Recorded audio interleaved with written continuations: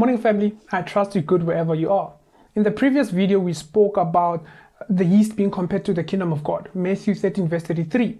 I want to elaborate even further, but using the story of Joseph the dreamer, which you will find in Genesis 37. Yes, Genesis 37.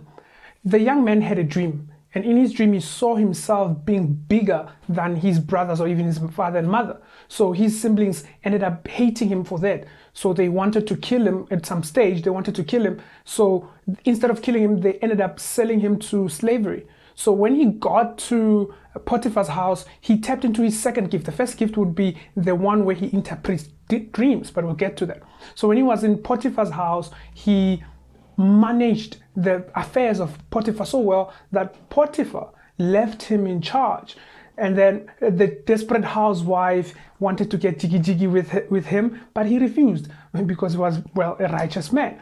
But because of that, he found himself being falsely accused and he found himself in prison. So when he got to prison, he kept on tapping into his skill or his gifting of managing. So he managed the prison so well that the prison warder left him in charge. But in the midst of all of that, he met two guys who were in Pharaoh's court, the cupbearer and the baker. So they had a dream. He interpreted their dream. So long story cut short, one of them told later on Pharaoh had a dream. So he found himself interpreting Pharaoh's dream, and we'll know the story that he ended up being second in charge in Egypt.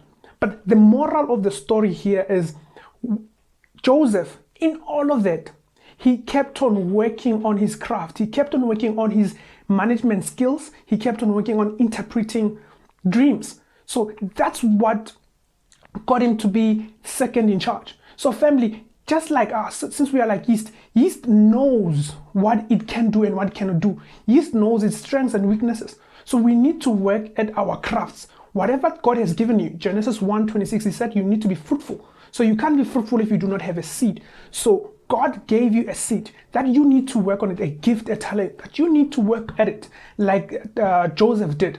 He never stopped interpreting other people's dreams. He never stopped his management skills or stopped managing affairs and having a pity party for himself.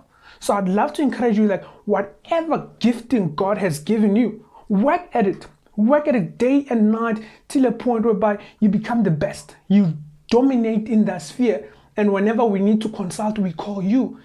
That way, whenever we interact with the world, we bring kingdom power. We bring the change that they need to see, that things can be done in the most righteous and just in the righteous way.